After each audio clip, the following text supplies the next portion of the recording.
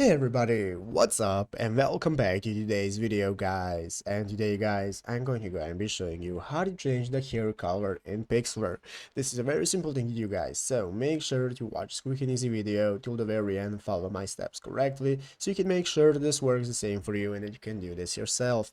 But yeah guys, let's get straight into it. So the first thing you want to do is go ahead and open up the official Pixlr website right here, pixlr.com if you haven't already, and after opening it up you'll be greeted by this main page right here, which is the home page of Pixlr, where we can get started logging into our account in the upper right corner. If you don't already have an account, you can just go and create a new one, and after logging in you'll be greeted by the home page right here, where we can get started opening up the photo editor. So let's go ahead and open up the photo editor by clicking on it right here, which is going to open up this new menu page where we can get started opening up the image that we want to edit. After opening it up, I already have my image right here. It's going to open up this new menu with all the options we can use for adding effects to our images. So you can see at the left side screen we have the toolbar with all the options such as arrange, crop, cutout, and so on.